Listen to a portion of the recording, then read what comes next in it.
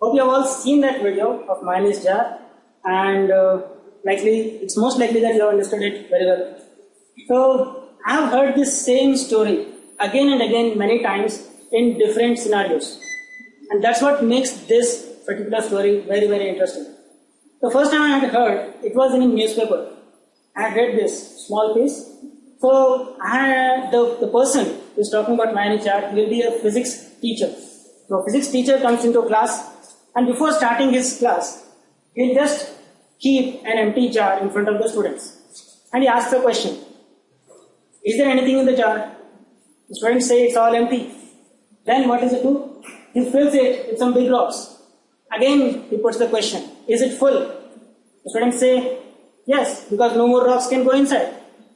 Then what he does? He puts some small rocks into it. So the small rocks take up whatever gaps are left between the big rocks. And again, the small rocks he will fill up to the total brim. And again, he will ask the question, is it full? The students are in a confusion. So few of them just answer that yes, it is full. But few of them remain silent because they understand that their physics teacher is talking them into something. Then he takes out some sand from his pocket and puts it into the jar. The sand takes up whatever little space is present between the big rock and the small rocks. That he will put it again up to the top till no more sand can fit in. Again he asks the question, is it full? The students are still in doubt because 3 times they have failed in telling that it is full. So lastly what he does is he takes out a jug of water and he puts the total jug of water into it. And the water fills in all the small crevices that may be present. After this demonstration, he continues to explain to them what exactly he was trying to tell them. He tells that the big rocks, they are like the fundamentals of the subject, of physics, for example. That's where, in that particular story, he talked about physics. So he told that this jar is like physics. The big rocks, they are the fundamentals. Fine. And when we put in the big rocks first, half the jar is already full. And that's the reason why it is said, when you make a good start, you are already half done. A good start is half done. So this thing, it probably comes from the same story. Fine. So next, the small rocks. The small rocks form the theories. Fine. Big rocks are the fundamentals, the basic stuff that you need to know in order to understand science. The small rocks, they are the theories. Fine. There is Newton's laws. There are Newton's laws, quantum physics. There are some laws, right? Laws of friction, laws of motion. All these laws, they are like theories, and they are all represented by the small rocks. If your fundamentals are good, these small rocks can take place, can arrange themselves around these big rocks. When it comes to the sands, they are the formula. If you are good with the theory, you will understand how the formula was obtained. Okay. So, So when the sand are like the formula. So if you know your theory correctly, you have a good understanding of the formula. Okay. And finally, when it comes to water, when you have put all these in the correct format, first the fundamentals if you put in your mind, then the theory, then the formula derived from the theory, then you can successfully solve any problem in that subject. That is how I first came to hear about this story. Sometime later, there was another story. The same story, but the concept was different. Fine. There was a philosophy lecturer and he was talking about life. Fine. So he put forward the same demonstration. First he put the big balls, then small rocks, then sand, then water. Actually water he didn't put. That's where the twist comes. So after filling all this up to sand, he will ask the question, is it full? The students say, maybe, may not be. But he tells, what he says is different. So he says the big rocks, they are like the people who are close to you. People or concepts that you are very, very passionate about. So they should get maximum time and maximum quality time that you have ever spent on anything. Fine. Because at the end of the day, these are the things which will come to your help. Your parents, your family members, your friends, people, in short. People are most important. So the big rocks represent people, important people in your life. The small rocks, they are everything that you have.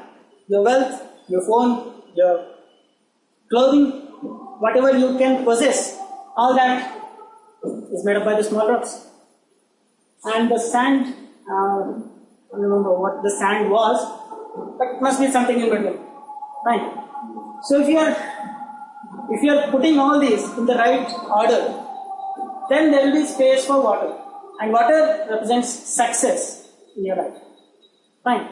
So if you try to put this in any other order, first if you put water, then the sand, then the small rocks, then if you try to fit in the big rocks, there won't be any space for the big rocks. And that's what our education system is trying to do. Fine.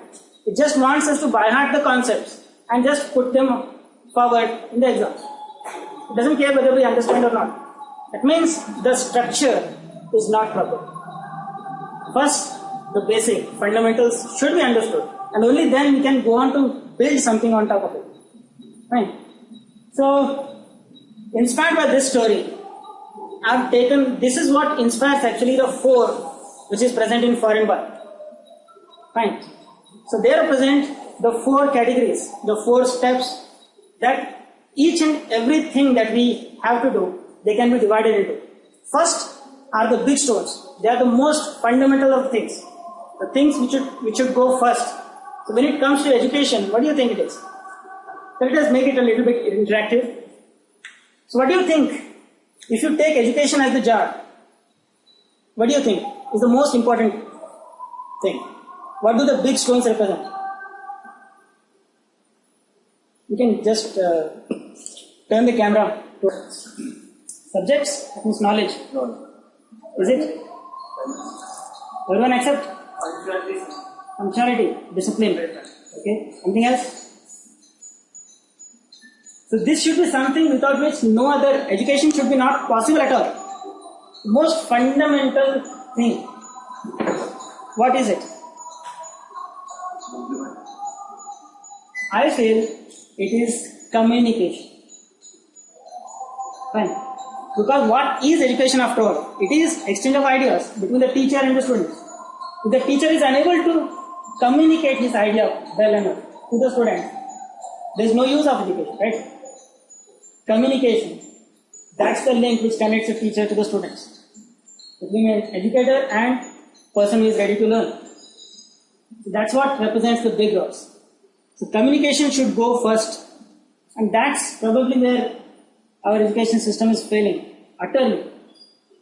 In urban cities maybe because everyone is using English in their day-to-day life, there is not much problem.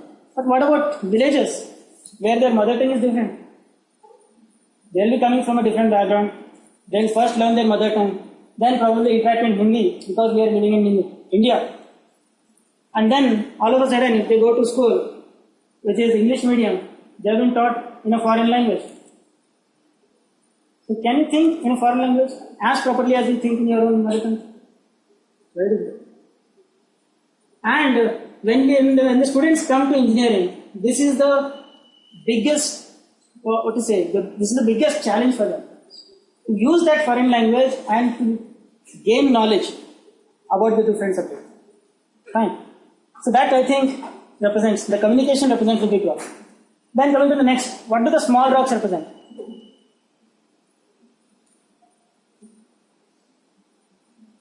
What do the small rocks represent in education? Try at least. There are so many things. Events, workshops, seminars. Okay. You are specifically going at something, and I won't go generalized stuff. No?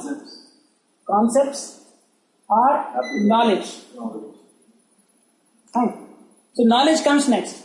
Once you are good with communication, knowledge is what you are transferring. Right? Knowledge, communication is about how you are transferring. If you don't know how to transfer, maybe the teacher is the best teacher in the world. But if the students don't know his language, then it's waste. The communication doesn't happen. So education is incomplete. Correct? Suppose the communication is very good, but if the teacher doesn't know, then again the problem comes up. So the second stage, the second most important thing, the small rocks, I think they are knowledge. They represent knowledge. Fine. So once you have communication set up well in the jar, then there will be space for the knowledge to enter. Okay. And what about sand?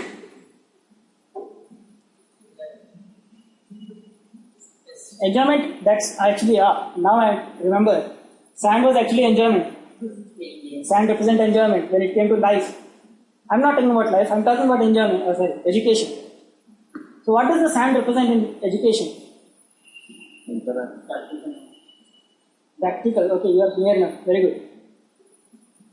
So the one word which I can tell, which covers almost everything you can think about from the sand point of view, is application. Fine. Vivekananda had told that true education is something, it happens when a person applies whatever he learns in his life.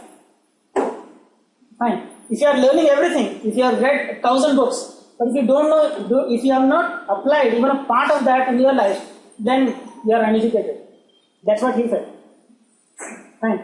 And he is known as the youth icon. Don't you think we should follow him? So, the sand represents application. So when your communication is good, you have proper knowledge, then comes the application. Fine. If the first two stages are not clear, then application is very difficult. Beginning. That's what application means. And finally, after you have put all these in the required format, there is some space for water. What does water represent?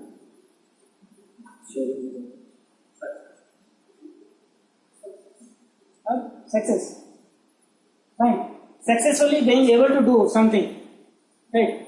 We can make a startup, we can do something for the society, we can launch a product, we can launch a service. Whatever you are doing, success has space in it only if you put all these things into the jar in the right order. Fine. First, the big steps. Communication. First, you should be very good with communication. Okay. Then, if you are good with communication, you can gain knowledge very easily.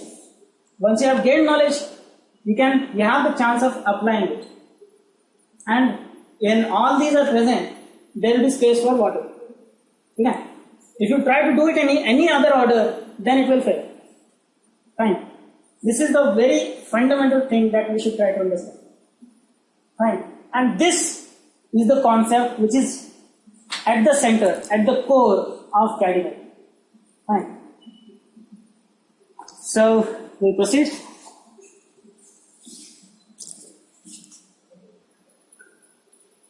Okay. So, this is what I was talking about. Communications, that is represented by the big dots. They should go first. And the knowledge is represented by small dots. If you have communication set correctly, the knowledge can find space around this communication. Then application, sand. If these two have already entered, sand can take up space whichever is left around both these things. And finally, water also has a chance of flowing into it. Yeah. So if you try to put experience first, very difficult. Once you put water first, then sand, it becomes smudgy. Fine. And then, no matter how much shaking and all you do, the big rocks have no chance of fitting in. Yeah. And that's one of the reasons why I think our education system is falling back. Fine. And that's what we will try to take care of through CADiMate. Fine. Next.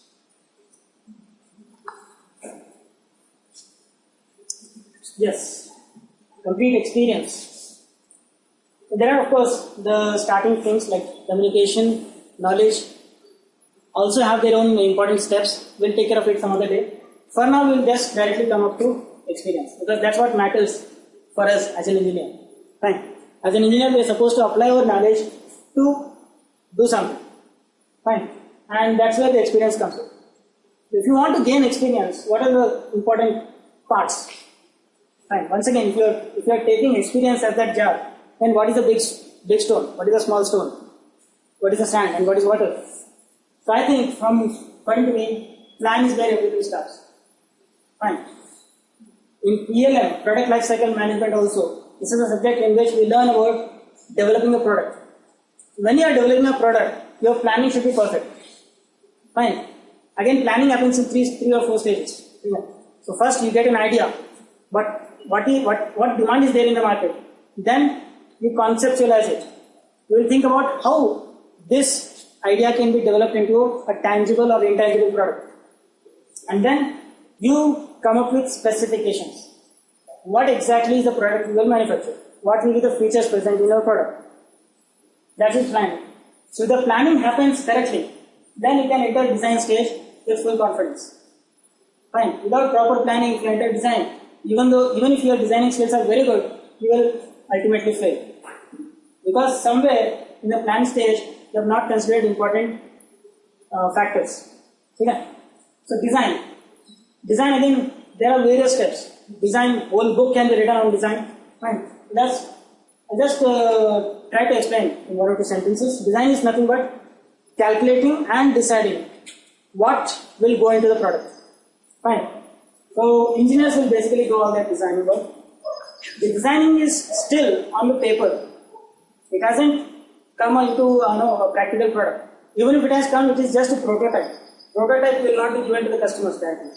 Prototype is so that we can test it and try to learn from the mistakes we have done. Fine. So that these mistakes will not repeat when we are supplying it to the customers. Fine. So this is where the execution begins. Fine. Execute is where the manufacturing actually begins in execution stage. And finally, we have to present and analyze. So this is the basic structure we will be following in CADiMate in order to develop our notes itself. Because as I told, academics is very academics doesn't have time for developing the other skills. Okay? And if you want to gain other skills, you have to neglect the academics. And if you are concentrating on academics alone, you will not be able to gain the other stuff. So my aim was to mix them all together. Fine. एक तीर से दो निशान जो कहते हैं. So that was my aim, primarily. So I'm trying to hit two birds with the same stone. So we will be applying the same approach, and we will be developing our study notes itself. Fine.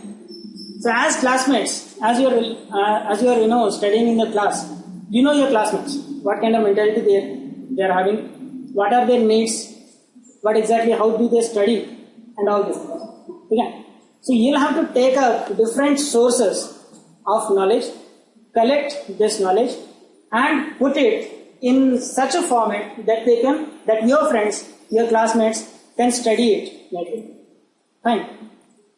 So not just notes, we can make videos, we can make presentations, we can make almost anything that you can think of. Think of new and creative ways to put this same knowledge in a format which your friends will not only like, not only enjoy, but also learn from. Fine. So that's what CADiMate stands for. Thank you.